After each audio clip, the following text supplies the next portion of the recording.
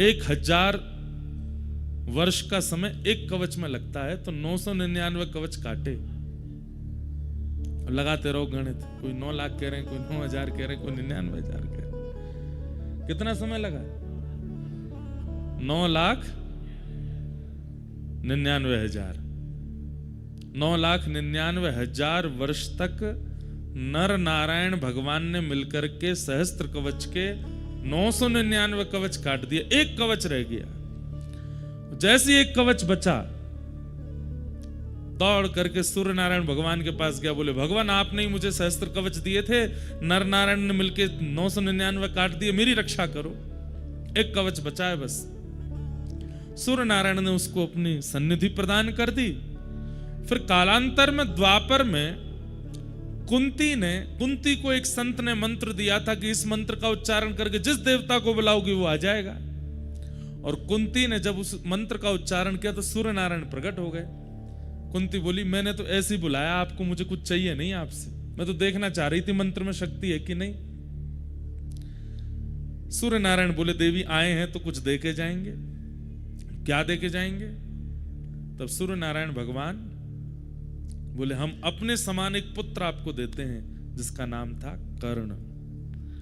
वही कर्ण जो सहस्त्र कवच था, जिसके 999 कवच कट चुके थे, एक कवच बचा था, वही कर्ण कुंती के पुत्र बने। और उसके बाद कृष्ण और अर्जुन, नर नारायण ही कृष्ण अर्जुन के रूप में प्रकट हुए। जहां पर नारायण श्री कृष्ण बने हैं और अर्जुन नर ही अर्जुन बन के आए हैं। इन्होंने फिर कर्ण के साथ में युद्ध किया, लेकिन अब वही है कि कवच 1000 वर्ष से पहले तो कटेगा नहीं, और युद्ध करना है, महाभारत का युद्ध होना है, तो क्या करें? और मृत्यु नरनारायण के हाथ ही होनी है। तब फिर इंद्र को माध्यम बनाया और इंद्र ने आकर के भरी बीच युद्ध मैदान में ब्राह्मण का रूप धारण किया और दानवीर कर्ण से कहा कि मुझे दान दो। सारथी मना कर रहा है कर्ण को कि युद्ध मैदान के बीच में कोई दान नहीं होगा, लेकिन कर्ण कह रहे हैं मैं अपना नियम नहीं तोड़ूंगा, ये जो मांगेंगे सो दूंगा। बोले मांगिए विप्रवर, क्या चाहिए? अभी मैं युद्ध के बीच में हूं, मुझ पे बहुत समय नहीं है, जल्दी मांगिए, क्या चाहिए? बोले आपके कवच और कुंडल चाहिए। कर्ण समझ गए अब मेरी मृत्यु है, और उसी समय अपने कवच कुंडल विप्र को दे दिए, और सहस्त्र कवच का इतने युगों बाद जाकर के फिर संहार हुआ। तो वही नर नारायण यहां पर विराजमान है। इधर सुबह उठते ही सबसे पहले क्या करना है आप लोगों को? सूर्य नारायण भगवान को प्रणाम करो। उसके बाद ये पर्वत साक्षात नारायण भगवान है, इनको प्रणाम करो। ये पर्वत साक्षात नर हैं, इनको प्रणाम करो। इन दोनों को वंदन करो, नर नारायण। अच्छा एक बात, मंदिर में अभी कितने लोग दर्शन कर आए? हाथ ऊपर करियो। सभी कर आए लगभग? आप बता सकते हैं हमें कौन कौन है मंदिर में? पता ही नहीं होगी, चलो हम बताते हैं। एक तो बद्री विशाल भगवान का दर्शन ऐसा है कि बाहर आते ही व्यक्ति भूल जाता है क्या देखा, मुकुट ही मुकुट याद रहता है बस। मध्य में जो विराजमान है, स्वर्ण मुकुट के बिल्कुल मध्य में, वहां पर तपस्वी भेष में भगवान नारायण विराजमान है, तप कर रहे हैं। और तप भी कैसे कर रहे हैं? एक कूले पर बैठे हैं। इतना भयानक तप कर रहे हैं ठाकुर जी, ऐसे बैठे हैं। कभी सुबह के अगर आप मंगला के दर्शन करना चाहो तो कुछ 4-5 हजार की टिकट है। सुबह सुबह के अभिषेक का दर्शन होता है, उसमें सर्वांगीण अंग दिखता है, शालिग्राम मूर्ति है भगवान नारायण। ठीक उनके बगल में आप देखेंगे तो स्वर्ण मुख के रूप में साक्षात श्री कुबेर विराजमान है, क्योंकि उन्हीं का लोक है। यहां के लोग तो ऐसा भी कहते हैं कि पर्वत अंदर से खोखले हैं, इनके अंदर ही कुबेर लोक है। रात में ज्यादा घूमना नहीं, यक्षिणियां घूमती रहती हैं, पकड़ के ले जाती हैं। ऐसा बोलते हैं। तो उनके ठीक बगल में आपको दिखेंगे श्री कुबेर जी महाराज। कुबेर जी के इधर की तरफ आप थोड़ा सा आएंगे तो वहां आपको दिखेंगे श्री नारद जी महाराज। 6 महीने यहां पर दक्षिण भारत के श्री रावल जी सेवा करते हैं, और फिर जब कपाट बंद हो जाते हैं उसके बाद यहाँ श्री नारद जी मुख्य पुजारी हैं इस मंदिर के, इसलिए नारद जी विराजमान है। इधर की तरफ जब आप आओगे तो आगे की ओर गरुण जी विराजमान हैं और पीछे हमारे भक्तों के अग्रगण्य श्री उद्धव जी महाराज और हम ब्रजवासियों के अति प्रिय उद्धव जी महाराज बैठे हैं ठीक बिल्कुल। और इधर की तरफ देखेंगे तो दो मूर्ति आपको दिखाई देंगी, वही नर नारायण भगवान है। ये समस्त दर्शन आपको वहां पर होगा। मैं आज सुबह अनुमान लगा रहा था जब दर्शन करने के लिए गया, चारों युगों का दर्शन होता है एक ही मंदिर में, और वो है बद्रीनाथ। देखना कैसे नारायण भगवान जो यहां विराजमान है उस सतयुग में विराजमान, तो सतयुग का दर्शन। नर नारायण जो विराजमान है त्रेता से विराजमान, इसलिए त्रेता का दर्शन। द्वापर में श्री उद्धव जी महाराज यहां पर आए तो इसलिए उद्धव जी को जब देखते हैं द्वापर का दर्शन। और कलिकाल में यहां पर नित्य श्री नारद जी आते हैं, या फिर इसमें ऐसा कह लीजिए कि भगवान के स्वधाम गमन के बाद कलयुग प्रारंभ हो गया। तो जब उद्धव जी यहां आए तब कलयुग के प्रथम दिन चल रहे थे, तो उद्धव जी का दर्शन कलयुग का दर्शन है और नारद जी का दर्शन द्वापर का दर्शन है। तो सतयुग, त्रेता, द्वापर, कलयुग। सतयुग कौन? बद्री विशाल भगवान। त्रेता कौन? नर नारायण भगवान। द्वापर कौन? नारद जी महाराज। और कलयुग कौन? श्री उद्धव जी महाराज। तो चारों युगों का दर्शन होता। अब आप पूछेंगे इनका दर्शन का फल क्या मिलेगा?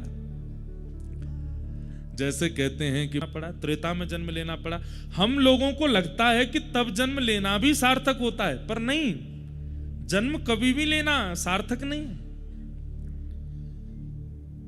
चारों युगों का यहां दर्शन करने से चारों युगों के जन्म जाल से मुक्ति है। अब आपका जन्म तभी होगा जब ठाकुर जी चाहेंगे, और ठाकुर जी कब चाहते हैं? जब ठाकुर जी स्वयं अवतार लेते हैं। भगवान कृष्ण बन करके आ रहे हैं तो आप में से किसी को चुनेंगे, अरे सुनो तुम हमारी मैया बन के आना, तुम हमारे भैया बन के आना, तुम हमारी गैया बन के आना। तुम क्या बनो? तुम हमारे वस्त्र बन के आना, तुम हमारी वंशी बन के आना, तुम मुकुट बन के आना, तुम गोपी बन के आना, तुम सखा बन के आना।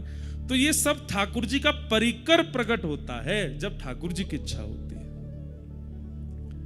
ऐसे चारों युगों का दर्शन एक ही मंदिर में। नीचे तप्त कुंड है और उनके नीचे अलकनंदा जी हैं। यहां पर गंगा जी के इतने रूप क्यों हैं?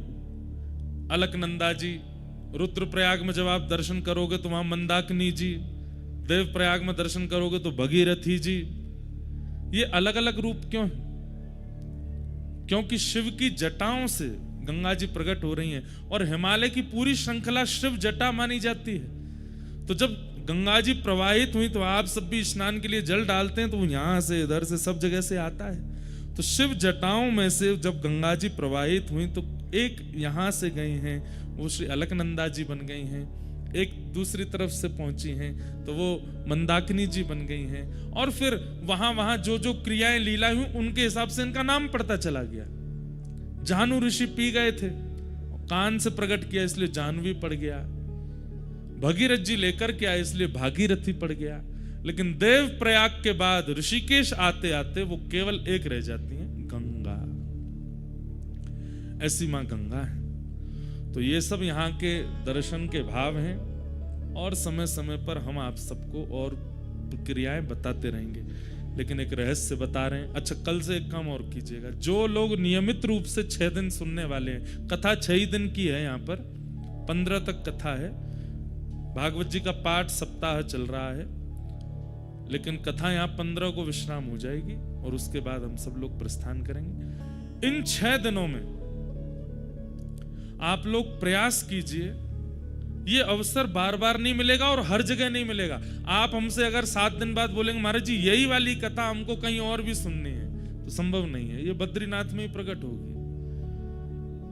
अपनी एक डायरी बना लीजिए। होना तो आज सुबह से ही चाहिए था कि आप पे हो, पर कोई बात नहीं, आज खरीद लीजिएगा। एक पेन लीजिएगा और नित्य कई ऐसे अनसुने प्रसंग और अनसुने भाव आप सुनेंगे, उनको लिखते जाइएगा, उनको लिखते जाइएगा। अब यहां प्रसंग हमने क्या रखा है? उद्धव कृष्ण संवाद, श्री उद्धव जी और ठाकुर जी का सुंदर प्रसंग। और इस प्रसंग में भिक्षुक गीत आएगा, ऐल गीत आएगा, भगवान 2 गीत सुनाएंगे। गोपियों के गोपी गीत, भागवत जी में 7 गीत हैं। रुद्र गीत पहला, वेणु गीत, गोपी गीत, युगल गीत, भ्रमर गीत, भिक्षुक गीत और ऐल गीत। ये 7 गीत हैं भागवत में। इनमें से 2 गीत ऐसे हैं जो स्वयं भगवान ने गाए हैं, और वो दोनों गीत इन 6 दिनों की कथा में आएंगे। कौन कौन से? भिक्षुक गीत और ऐल गीत। इसलिए आप ये सोच लीजिए, एक प्रकार से मैं कह दूं तो इसमें कोई अतिशयोक्ति नहीं है। श्रीमद् भगवत गीता का भी अपग्रेडेड वर्जन है उद्धव कृष्ण संवाद। भगवत गीता क्या है? कृष्ण अर्जुन संवाद। और अभी जो आप सुनने वाले हैं, इसको कई लोग उद्धव गीता भी कहते हैं। श्रीमद् भागवत का 11 स्कंद, 11वां स्कंद। तो ये जो लोग गीता पढ़ते हैं और जो लोग गीता समझ चुके हैं, अब क्या करें? अब उद्धव कृष्ण संवाद सुनो। जो वहां नहीं कहा ठाकुर जी ने, वो यहां कहा है। और मैं कई जगह आपको उद्धव के प्रश्न और ठाकुर जी के उत्तरों में बताऊंगा कि अर्जुन भी यही प्रश्न करता है, पर वहां ठाकुर जी क्या उत्तर देते हैं और यहां ठाकुर जी क्या उत्तर दे रहे हैं। इसलिए इस विषय को इतना ध्यान से सुनिएगा। मेरा तो अभी सोच के अभी मुझे भूमिका बनानी पड़ेगी, नहीं तो मेरा तो मन है कि प्रथम प्रश्न पर जाऊं और सीधा प्रारंभ करूं, पर मुझे पूरी भूमिका आपको सुनानी है। इसलिए इस विषय को आप बहुत ध्यान से सुनिएगा। अत्यंत मार्मिक और अत्यंत गूढ़ विषय है। और हम आपको एक बात स्पष्ट बोल दें, आप लोग तो यहां बैठे हो, पर मूल रूप से स्वयं बद्रीविशाल भगवान और श्री उद्धव जी महाराज कथा में आके इसको सुनेंगे, क्योंकि उन दोनों का ही ये रस स्वरूप है। बहुत सुंदर भाव है। तो हम लोग वो सब श्रवण करेंगे, उस विषय में हम आगे बढ़ेंगे। कुछ पॉइंट्स में लिख कर के लाया हूं, जिससे मुझे आज की भूमिका को प्रकट करना है। सबसे पहली बात,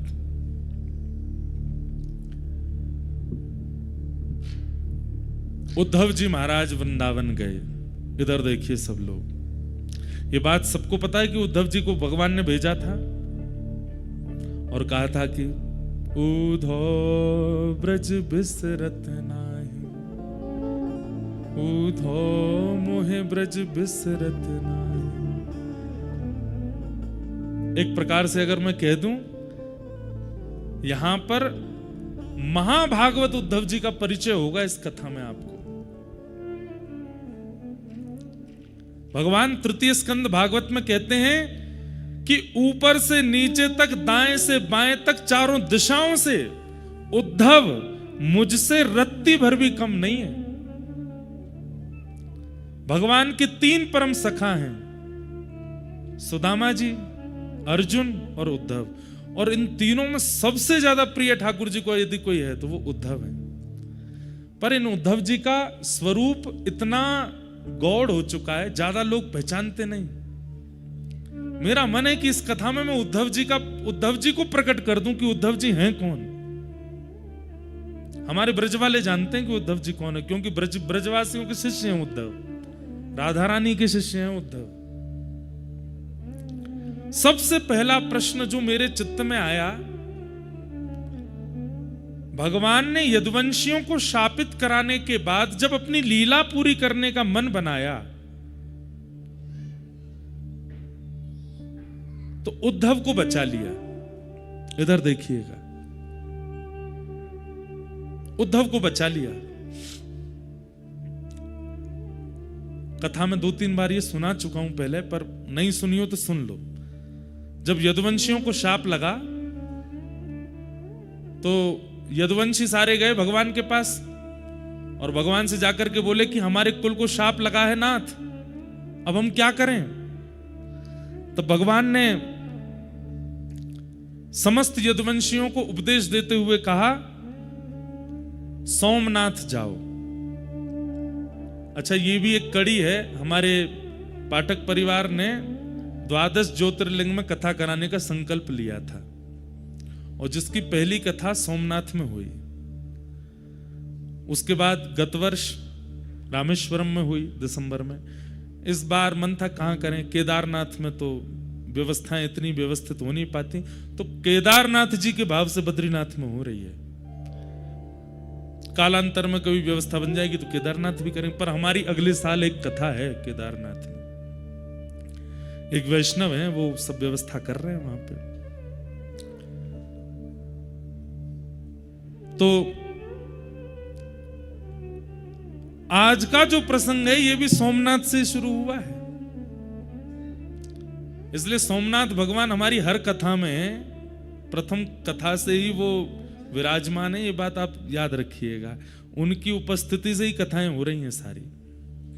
तो भगवान ने कहा कि सोमनाथ जाइए और सोमनाथ में जाकर के यज्ञ कीजिए। और यज्ञ भी नहीं, भगवान ने वहां पर एक उपदेश देते हुए एक बहुत सुंदर बात कही कि लिखने वाली बात है ये। ठाकुर जी कहते हैं, जब कभी भी जीवन में बहुत संकट आ जाए तो व्यक्ति को क्या करना चाहिए। जब कभी भी जीवन में अति संकट आ जाए उस परिस्थिति में व्यक्ति को क्या करना चाहिए।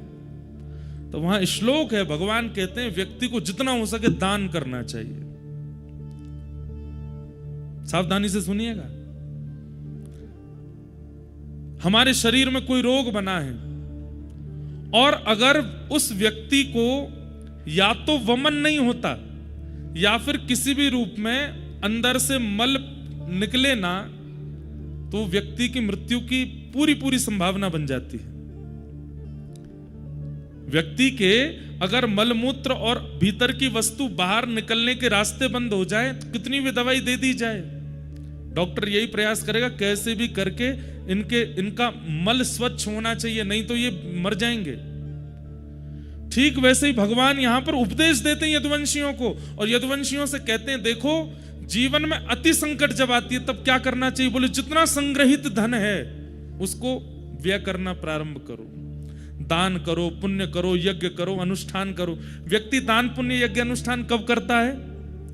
जब सब कुछ व्यवस्थित है, कोई दिक्कत नहीं है, सब बढ़िया चल रहा है, एक नंबर चल रहा है बिजनेस, तब करें, कथा करा लो, यज्ञ कर लो, अनुष्ठान कर लो, ठीक है, तब भी करो। लेकिन यहां भगवान की वाणी है कि संकट जब जीवन में आवे तब प्रयास करो, जेब में जितना रखा उस समय और लगा कि बहुत बड़ा संकट आ गया, क्या करें? दान कर दो।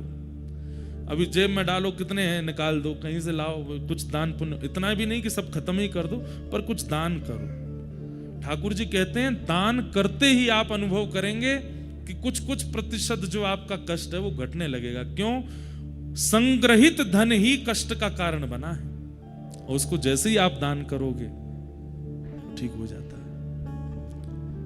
तो भगवान ने यदुवंशियों से कहा कि आप सब लोग सोमनाथ चलो और सोमनाथ में जाकर के हम लोग यज्ञ करेंगे, दान करेंगे, और वहां सोमेश्वर महादेव से प्रार्थना करेंगे जिस प्रकार आपने चंद्रमा के शाप का हरण किया, यदुवंशियों के शाप का भी हरण करो। यदुवंशी सब खुश हो गए, वाह वाह वाह वाह वाह, चलो चलो चलो तैयारी करो। पर दूर बैठे उद्धव भगवान की ओर देख रहे थे, और भगवान की ओर देखते हुए कह रहे थे, बोले नाथ आप ये सब क्या कर रहे हैं, मैं सब समझ रहा हूं। क्यों? अरे द्वारिका में कितनी यदुवंशी हैं पता है? भगवान का कुल कितना बड़ा है? कहते हैं कि द्वारिका जब विराजमान थी उस समय द्वारिका के बच्चों को पढ़ाने के लिए, अनुमान लगाइएगा, 4 करोड़ अध्यापक हैं और एक अध्यापक के नीचे 40 बच्चे पढ़ते हैं। अब बच्चों से हिसाब लगाओ कितने बच्चे हैं, कितने इनके माता पिता हैं, कितने इनके दादी दादा हैं, उससे अनुमान लगा लीजिए कि यदुवंश कितना बड़ा था। जो समुद्र में डूब चुकी द्वारिका वो छोटी नहीं थी, विशाल थी। इतने बृहद यदुवंश था कि ठाकुर जी को एक दिन चिंता हो गई, और ठाकुर जी एक दिन रुक्मणी जी से बोले मथुरा अच्छा था, व्रज अच्छा था। बोले क्यों?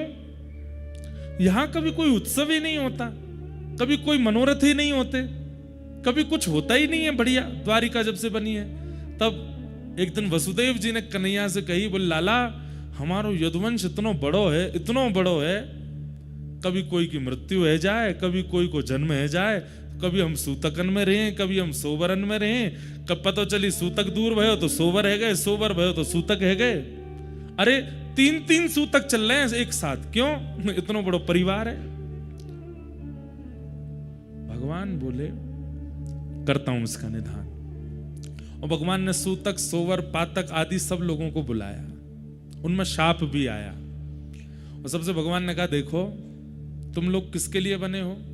लोग किसके लिए बने हैं? मानवों के ऊपर चढ़ने के लिए बने। बोले मानवों के ऊपर ब्रह्मा ने बनाई हुई जो सृष्टि है वहां जाकर के आक्रमण करो। ये भूमि द्वारिका की ब्रह्मा ने नहीं बनाई, ये भूमि तो विश्वकर्मा ने बनाई है, इसलिए यहां आप आकर के विघ्न मत डालो। और उस दिन से द्वारिका में नियम बन गया, किसी की भी मृत्यु होती है, किसी का भी जन्म होता है, तो मृत्यु जिस घर में होती उन लोगों को सेवा दी जाती है कि भाई तुम लोग 13 दिन का अपना सब कर्म करो, बाकी पूरे नगर में सूतक नहीं लगता और बालक के जन्म होने पर सोवर नहीं लगता। और तब से द्वारिका में उत्सव प्रारंभ हो गए। लेकिन आज जब सब यदुवंशी आए कि शाप लग गया, यदुवंशी जब चले गए तो उद्धव ने यही बात भगवान को याद कराई। बोले आपने ही सबको बुला करके कहा था यहां पर कि ना सूतक लगेगा, ना पातक लगेगा, ना शाप लगेगा, ना आदि आदि। भगवान ने तुरंत उद्धव का मुंह बंद किया, चुप, बोलना नहीं है बात, कोई सुन ना ले। उद्धव बोले मुझे सच सच बताइए, यदुवंशियों को शाप लगा है? ठाकुर जी बोले नहीं लगा। और आप इनको नाव दरिया पार करा करके सौराष्ट्र ले जाएंगे, सोमनाथ, और वहां चरण रखते ही इनको शाप लग जाएगा। ठाकुर जी बोले हाँ, आप शाप लगवाने ले जा रहे हैं, इनको शाप मुक्त कराने नहीं लेके जा रहे हो। क्यों? भगवान बोले उद्धव बल, सुनिएगा, इतनी सुंदर, मैं तो मतलब मुझे कभी कभी ये लग रहा है मैं श्रोता क्यों नहीं हूं, मैं वक्ता क्यों हूं, इतनी अच्छी वाणी है। ठाकुर जी क्या कह रहे हैं? उद्धव बल अगर पराधीन है तो वो वही बल राक्षस बन जाता है, इसलिए बल सदैव किसी के अधीन होना चाहिए। यदुवंशियों में बल है, पर ये धीरे धीरे धीरे धीरे सब पराधीन होते जा रहे हैं, ये मेरे अधीन नहीं है। और एक दिन ऐसा आएगा कि यदुवंशी अपने बल की पराधीनता से पूरी पृथ्वी का भक्षण कर लेंगे, क्योंकि मैं ईश्वर हूं इस बात का अभिमान करते हैं, इस बात की धन्यता नहीं है इनके अंदर कि हम भगवान के वंशज हैं। कितनी अच्छी बात कह रहे हैं ठाकुर जी कि बल चाहे बुद्धि का हो, बल चाहे धन का हो, बल चाहे शरीर का हो, बल चाहे विवेक का हो, वो सदा पराधीन होना चाहिए, दूसरे के अधीन होना चाहिए। अगर आपका बल और उस बल के ऊपर कोई दंड देने वाला नहीं है तो आप अपने बल से राक्षस बन जाओगे। रावण राक्षस कैसे बन गया? बल को नियंत्रित करने वाला ऊपर कोई है नहीं। हिरण्यकश्यप राक्षस कैसे बन गया? कंस राक्षस कैसे बन गया? क्योंकि उस बल को अंकुश लगाने वाला कोई नहीं है ऊपर। और मानव भी, हम आप सब भी राक्षस क्यों बन जाते हैं? जब हम अपने बल का, हमको कोई अंकुश नहीं होता, उस बल के ऊपर कोई पराधीनता नहीं होती।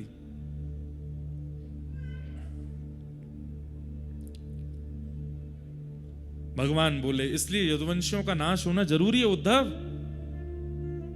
और मैं इन लोगों को लेके जाऊंगा, लेकिन तुम नहीं जाओगे। क्यों? मैं भी तो यदुवंशी हूं, मैं क्यों नहीं जाऊंगा?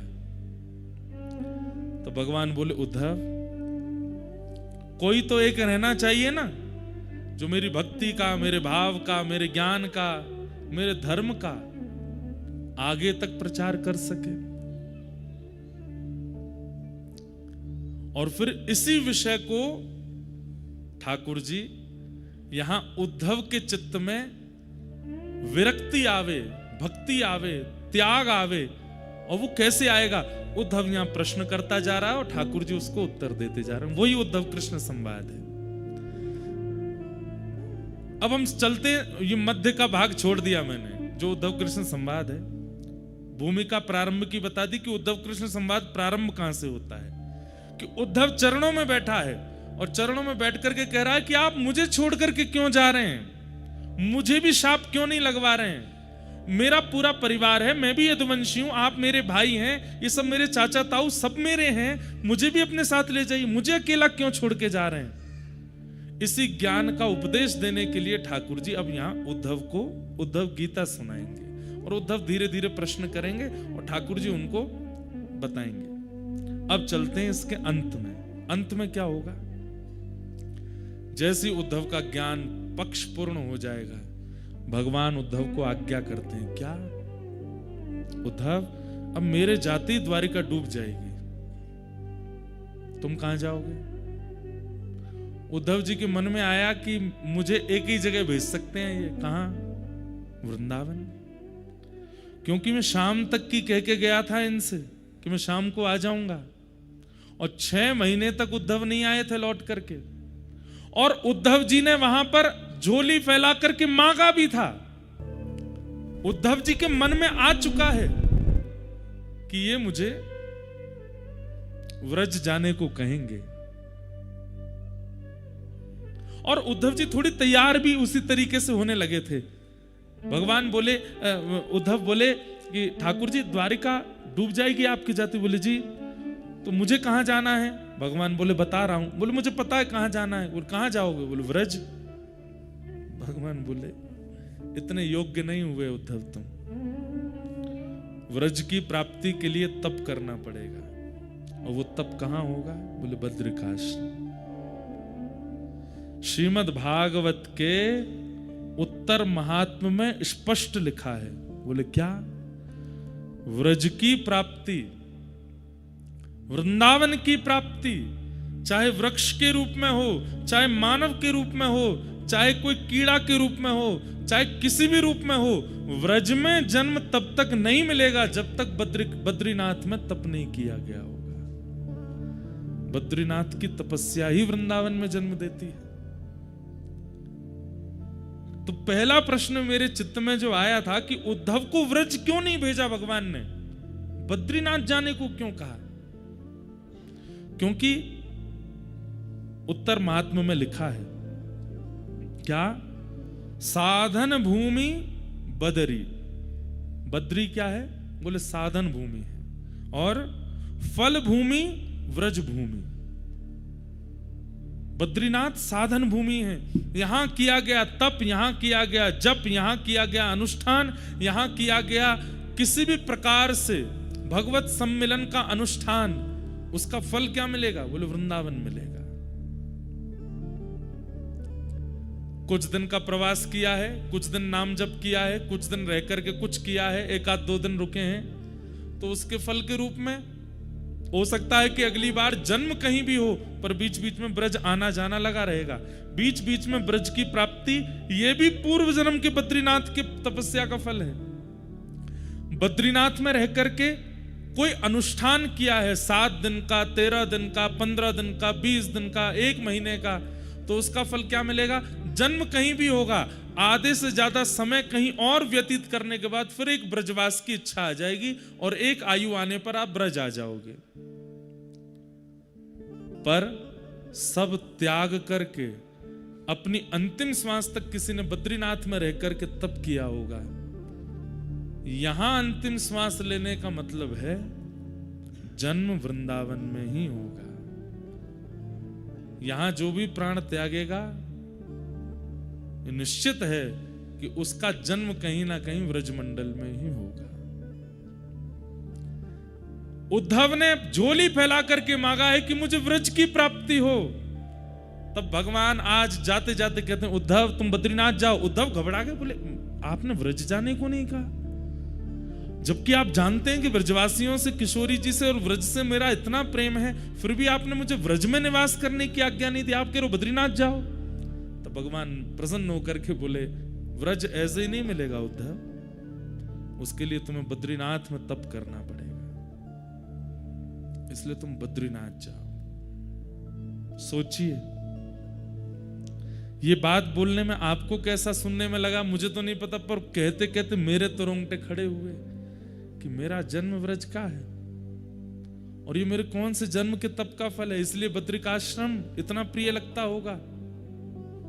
और एक और बात, जरूरी नहीं है व्रज में जन्म लेने वाला हर व्यक्ति बद्रीनाथ में तप करके गया होगा, क्योंकि व्रज में जन्म लेकर के व्रज को ही नहीं जानता ऐसा व्यक्ति का व्रज में जन्म लेने का कोई अभिप्राय नहीं।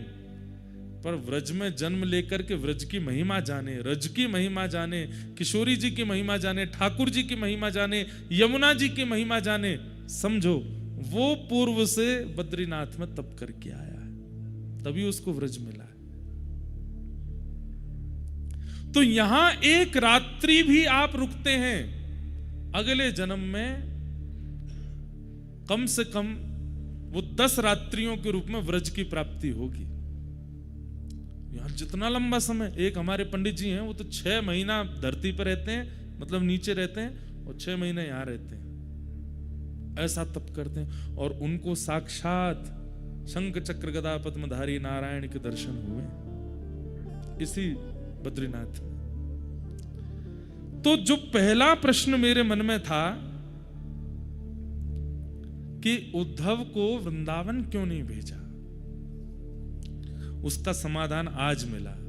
क्यों?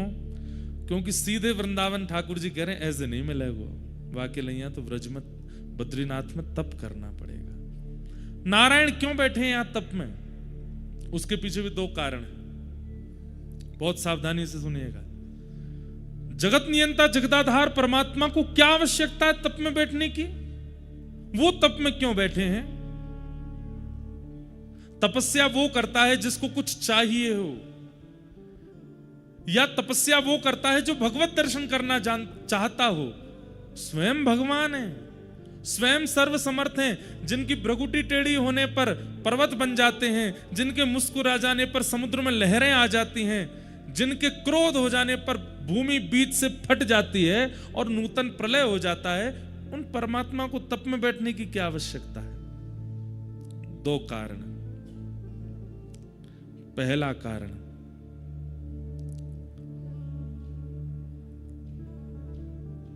कर्म की पत्नी का नाम है तपस्या। क्या? कर्म की पत्नी का नाम क्या है? तपस्या। और कर्म और तपस्या के घर जन्म लेता है फल। कौन जन्म लेता है? फल। आपके और मेरे जीवन में ये तीनों नहीं है, केवल 2 हैं। कौन? कर्म और फल। तपस्या कहां है? और बिना तपस्या के फल का जन्म होगा नहीं। चाहे आप सतयुग में देख लीजिए, चाहे आप त्रेता में देख लीजिए, चाहे आप द्वापर में देख लीजिए, चाहे वो सामान्य मानव हो, ऋषि हो, राक्षस हो, सबको तप करना पड़ता है। हम क्यों नहीं करते? क्योंकि हम सबके नाम से तपस्या बद्रीनाथ भगवान कर रहे हैं। हमें केवल कर्म कर, कर्मण्येवाधिकारस्ते मा फलेषु कदाचन, भगवान गीता में कहते हैं तुम केवल कर्म करो, फल देने की क्षमता मेरी है, फल मैं दूंगा। क्यों? क्योंकि कर्म की पत्नी तपस्या भगवान के पास है। प्राचीन काल में, अन्य युगों में बिना तपस्या किए कर्म का फल नहीं मिलता था, लेकिन कलिकाल में व्यक्ति कर्म करता और उसको फल की प्राप्ति हो जाती है। कैसे? क्योंकि बद्री विशाल भगवान यहां तप कर रहे हैं प्रत्येक मानव के लिए, चाहे वो भारत का है, चाहे वो विदेश का है, पृथ्वी पर जन्मा है तो जन्म लेते ही उसके नाम का संकल्प लेकर के बद्री विशाल भगवान बैठते हैं। तू बस कर्म किए जा, फल की चिंता मत कर, फल मैं दूंगा। क्यों? तपस्या से फल का जन्म होता है और वो तुम्हें भेजता रहूंगा। इसलिए मैं प्रार्थना करके कहता हूं, हर जीवात्मा को प्रयास करे कि वो हर साल बद्रीनाथ जरूर आवे और बद्री विशाल भगवान से प्रार्थना करके कहे, नाथ कर्म मैं करता हूं, तपस्या आप करते हैं, फल मुझे मिलता है। आज तक मुझे जो भी मिला और भविष्य में जो भी मिलेगा सब आपकी कृपा है, सब देने के लिए मुझे धन्यवाद। तो तो धन्यवाद ज्ञापन करने के लिए एक बार जरूर बद्रीनाथ आना चाहिए। तो पहला कारण, भगवान बद्री विशाल यहां तप क्यों कर रहे हैं? ताकि हमें फल मिल सके। इसलिए जब बद्री विशाल भगवान का दर्शन करो तो दो विधियां हैं। पहली विधि, अपना गोत्र बोल करके प्रणाम कीजिए। आपका नाम गोत्र क्या है? इंद्रेश उपाध्याय भारद्वाज गोत्र उत्पन्नो हम कह करके प्रणाम करो। और यदि आपकी दीक्षा किसी परंपरा में हो चुकी है तो अपने अष्टाचार्यों का, अष्टाचार्य नहीं तो 4 आचार्यों का, 4 नहीं तो कम से कम अपने पूर्व के 2 आचार्यों का। और यदि आचार्यों के नाम ही याद नहीं है तो लक्ष्मीनाथ समारंभाम नाथयामुन मध्यमाम अस्मदाचार्य पर्यंताम वंदे गुरु परंपराम, अपने गुरु का नाम लेकर के प्रणाम करो। तो क्या होता है, ठाकुर जी तप में बैठे हैं, जैसे ही आप जाकर के कहते हैं कि इंद्रेश उपाध्याय भारद्वाज गोत्र उत्पन्न करता हूं, आपको प्रणाम करता हूं, श्री कृष्णचंद्र गुरुदेव की ओर से आपको प्रणाम करता हूं, श्री गरुड़ ध्वजाचार्य गुरुदेव की ओर से आपको प्रणाम करता हूं, श्री रामानुजाचार्य गुरुदेव की ओर से आपको प्रणाम करता हूं, श्री नाथ मुनि स्वामी जी की ओर से आपको प्रणाम करता हूं, यामुनाचार्य जी की ओर से आपको प्रणाम करता हूं, सटकोप स्वामी जी की ओर से आपको प्रणाम करता हूं। तो तप में बैठे हुए भगवान जैसे ही आचार्यों का नाम और आपका नाम गोत्र जैसे ही सुनते हैं, एक क्षण के लिए बद्री विशाल भगवान के नेत्र खुल जाते हैं। क्यों? क्योंकि आपका गोत्र वो जानते हैं, क्यों आपके लिए तप कर रहे हैं। जैसे ही आप अपना नाम गोत्र बोलते हैं, वे तुरंत नेत्र खोलते हैं, फिर बंद कर, मतलब एक क्षण के लिए कृपा दृष्टि कर देते हैं। तो बद्री विशाल भगवान तप में क्यों बैठे हैं? ताकि हमको हमारे कर्म का फल मिल सके। दूसरा, व्रज में ठाकुर जी का प्रादुर्भाव होता है और उस व्रज की पुनः प्राप्ति ठाकुर जी भी करना चाहते हैं। वैसे तो निरंतर ठाकुर जी वृंदावन में ही रहते हैं, कभी जाते नहीं, लेकिन पुनः जब द्वापर युग आएगा, फिर से चतुर्युगी जब चलेगी, एक मनवंतर पूरा होगा, उसके बाद फिर से नंद यशोदा आएंगे और फिर से ठाकुर जी व्रज में आ सकें, उसके लिए बद्रीनाथ में तप कर रहे हैं कि मुझे वृंदावन प्राप्त हो, मुझे ब्रजवासी प्राप्त हो, श्री जी प्राप्त हो, यमुना जी का तट प्राप्त हो। सोचिए, यहां पर ठाकुर जी भी तप इसलिए करते हैं कि उनको वृंदावन मिले। इसलिए श्री बद्री विशाल भगवान यहां तप में बैठे हैं। हरि हम कब होंगे ब्रजवास, हरि हम कब होंगे ब्रजवास। गाइए, हरि हम कब होंगे ब्रजवास, हरि हम कब होंगे, हरि हम कब होंगे ब्रजवासी, हरि हम कब होंगे। ठाकुर नंद किशोर हमारे,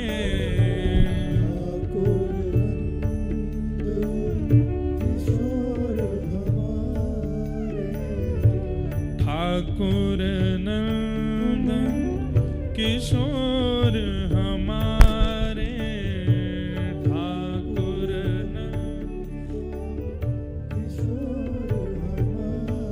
और ठकुरानी राधा से, ओ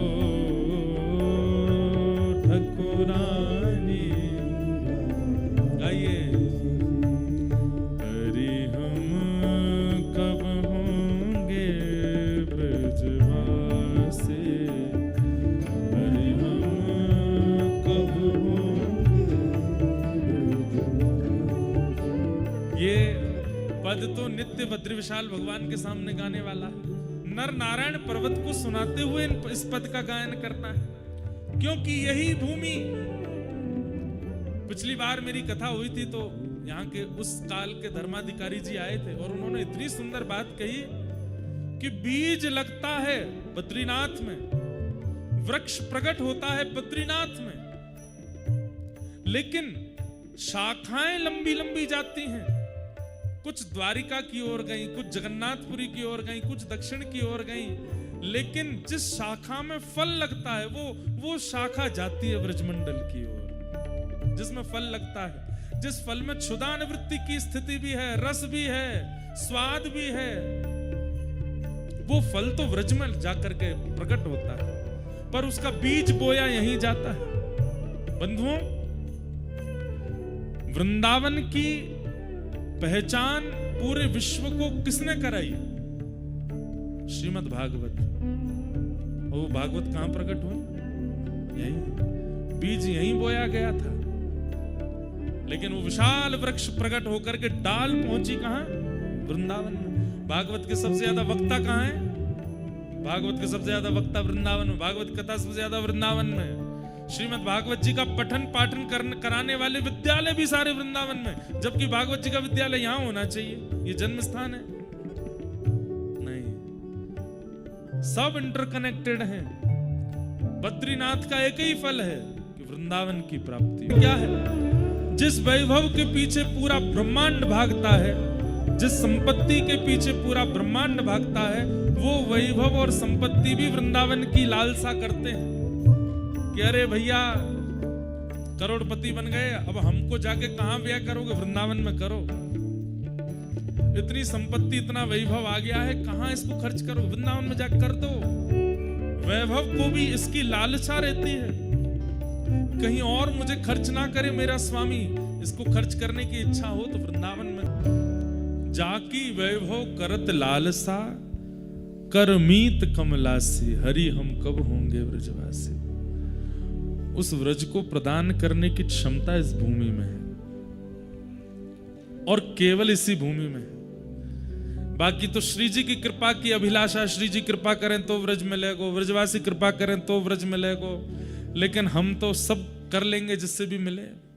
और उसमें प्रथम यही है कि वृंदावन की प्राप्ति के लिए यहां तप करो। इन 6 दिनों में जितना हो सके तप की भावना से रहिएगा। यहां पे तप की भावना मतलब ज्यादा शारीरिक सुख समृद्धियों का विचार मत कीजिएगा, और वो तो है भी। यहां पर व्यक्ति कितनी भी सुख समृद्धि लिया, फिर भी थोड़ा तो तप उससे हो ही जाएगा। कुछ नहीं तो नहाने तो जाएगा, तभी तप हो जाएगा। सोने के लिए व्यक्ति जैसे लेटता है, कम से कम 20 मिनट तो उसको बिस्तर ही गर्म करने में लगते हैं, और इतने में ही जो पानी पिया था वो तैयार हो जाता है। 20 मिनट बाद होते, अरे यार अब चलो, फिर गए, फिर लौट के आए, फिर 30 मिनट लगे, और वॉशरूम होके लौट के आते, फिर तो जो कुकड़ी चलती है महाराज। तो क्योंकि ये तपस्या की भूमि है। तपस्या का मतलब क्या है? जहां शरीर की सारी सुख समृद्धियों का व्यक्ति, देखिए बंबई दिल्ली आदि में त्याग करना पड़ेगा, यहां अपने आप हो जाएगा। जो 4 रोटी नीचे खाते हैं उनकी 2 ही खवेगी यहां पे। यहां अपने आप ही 2 रोटी का ही मन होगा।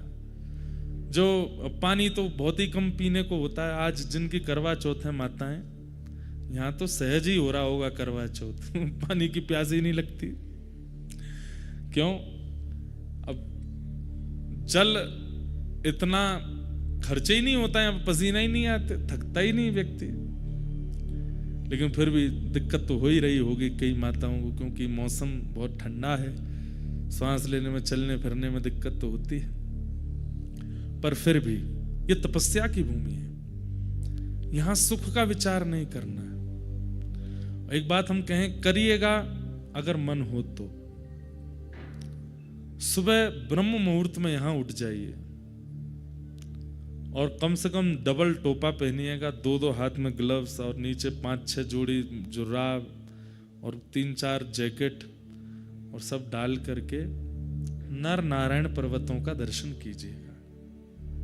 नित्य कीजिए, 1 दिन करो, 2 दिन करो, 3 दिन करो, कुछ अनुभव होगा।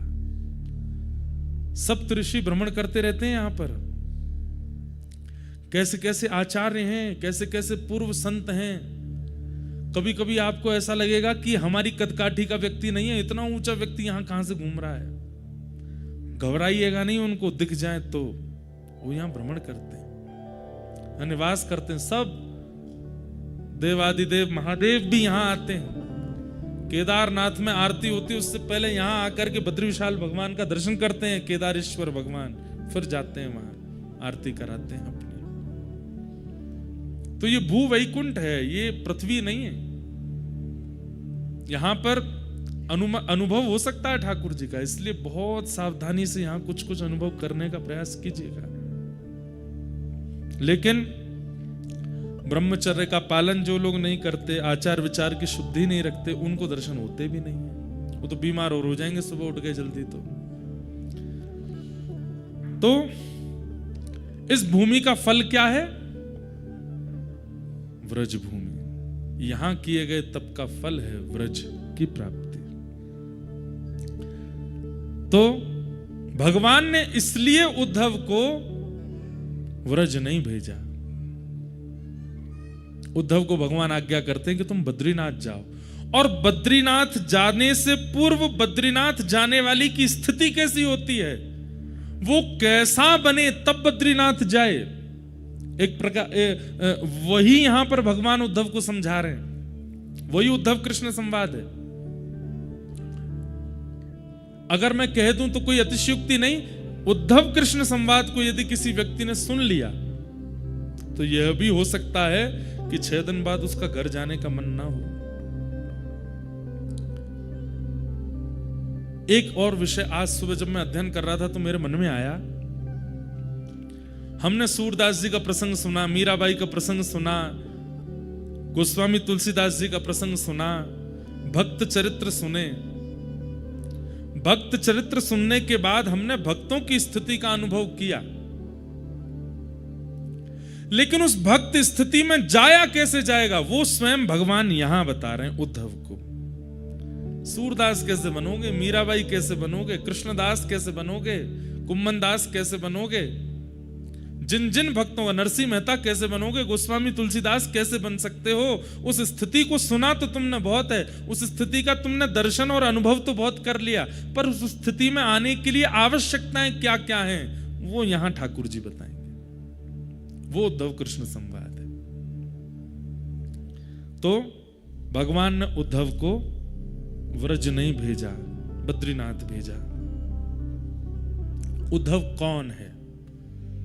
उद्धव का प्रथम परिचय, वृष्णीनां प्रवरो मंत्री कृष्णस्य दयितस्सखा शिष्यो बृहस्पतिर साक्षात् उद्धवो बुद्धिसत्तमः।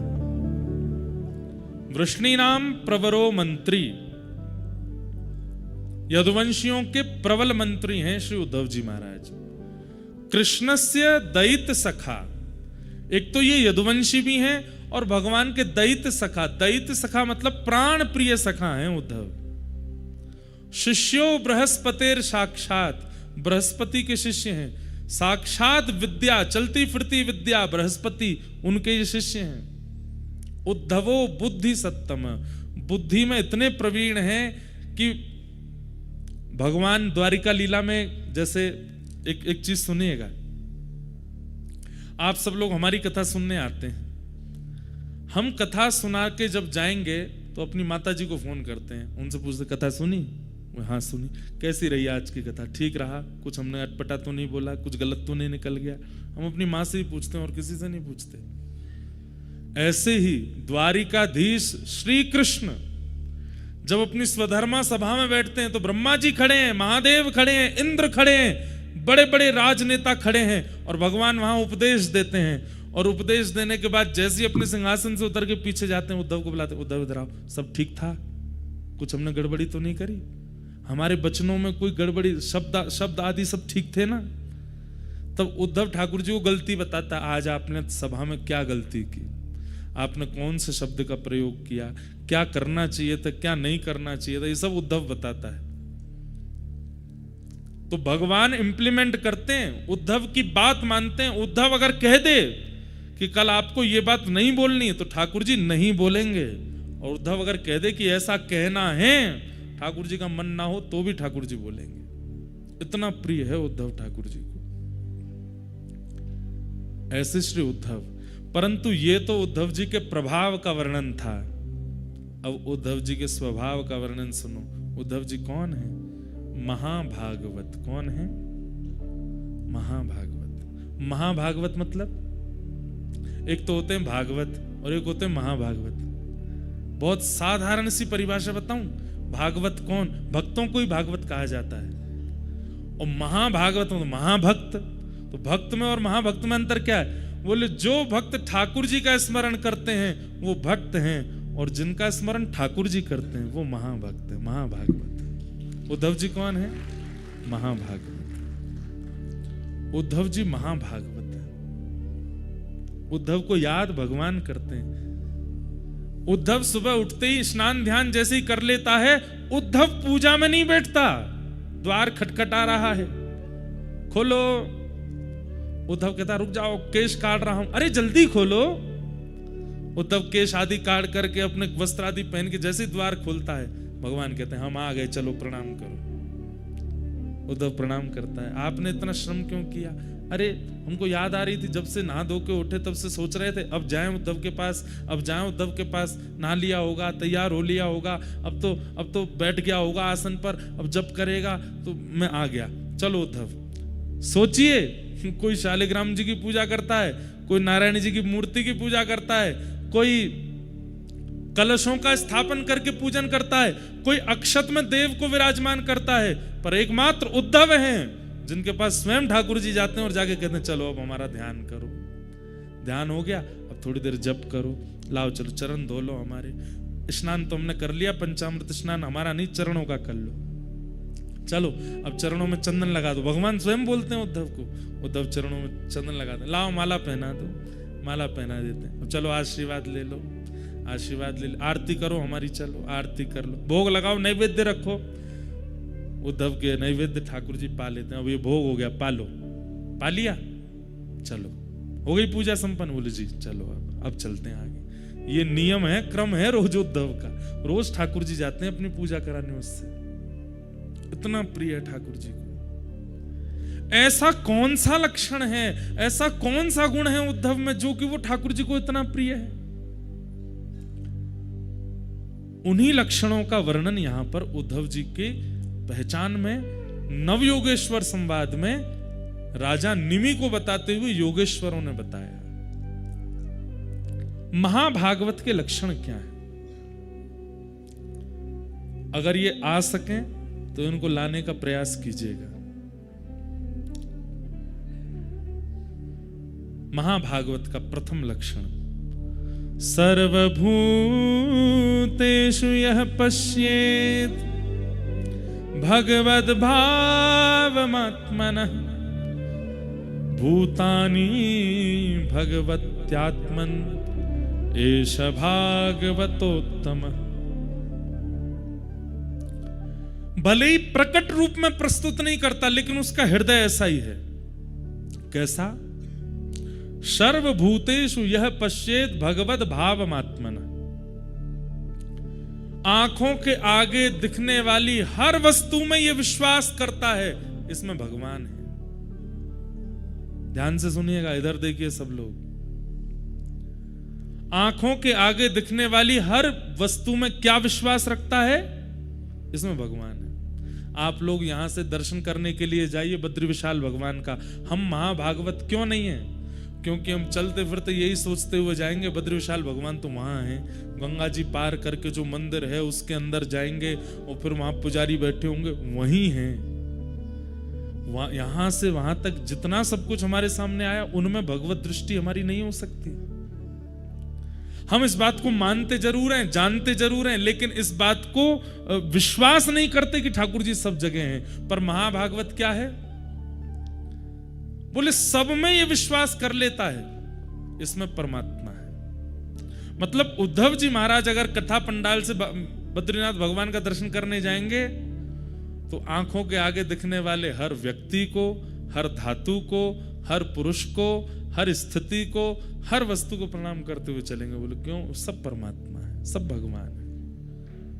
पहली बात, सर्वभूतेषु यह पश्येत भगवद भावमात्मनः, वो सबको देखेगा और सब में भगवान का स्मरण करेगा।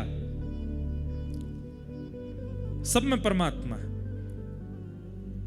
और जब परमात्मा प्रत्यक्ष सामने होंगे और जब उनका दर्शन करेगा तो क्या भाव रखेगा? बोले सब इन्हीं में ही हैं। मतलब सब में वे हैं और वे जब सामने आ जाएं तो सब इनमें हैं। ये दो स्थिति रखता है महाभागवत। समझ में आई बात? बद्री विशाल भगवान को दर्शन से पहले जो दिख गया सब में परमात्मा, और जब बद्री विशाल भगवान दिखे तो क्या? सब इनमें। ये दो स्थिति जिसकी है उसको क्या कहते हैं? महाभागवत।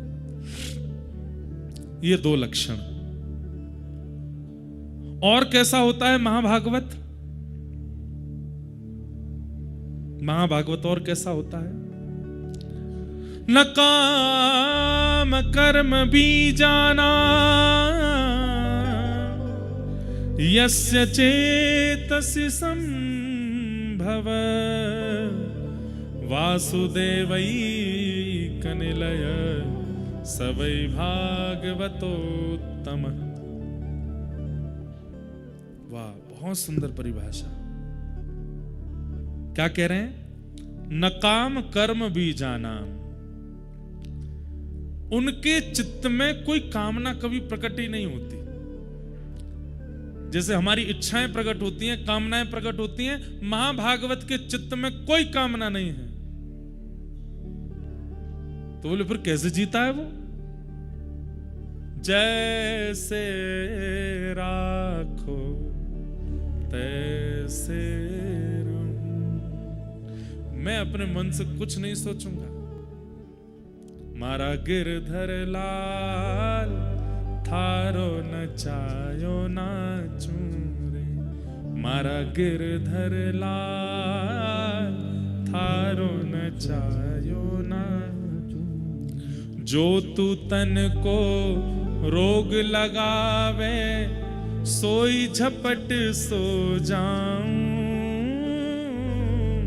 जो तू तन को रोग लगावे सोई झपट सो जाऊं। मतलब अगर बुखार आ गया सुनो, करना नहीं आप लोग ऐसा। हाँ, बुखार आ गया तो औषधि भी नहीं लेंगे।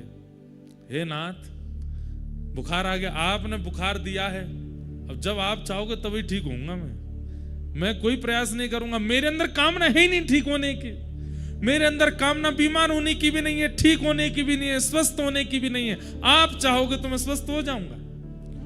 अगर ठाकुर जी आप मृत्यु बन करके आ गए, एक सेकंड भी विचार नहीं करूंगा मैं, उसी समय सब छोड़ के आपको अंग से भर लूंगा, कहूंगा नाथ ले चलो अपने साथ। मेरी कोई कामना ही नहीं है। इसे क्या कहते हैं? महाभागवत। सुनना सुन ही लीजिए, बनना बहुत कठिन है। उद्धव जी यही है। मतलब पूरा दिन निकल गया, कुछ नहीं पाया उद्धव जी ने। संध्या होते होते ठाकुर जी, और उद्धव ठीक हो? हाँ। कुछ खाया सुबह से? नहीं। तो क्यों? आपने खिलाया ही नहीं। तो भगवान को याद आती है, अरे ये तो महाभागवत है, खाएगा ही नहीं जब तक मैं नहीं खिलाऊं। आओ बैठो इधर। फिर ठाकुर जी उसको पवाते हैं, खा लेता है। मतलब देंगे ठाकुर जी तो स्वीकार है, नहीं देंगे तो कामना नहीं है उसकी। न काम कर्म बीजानाम, कोई इच्छा नहीं है।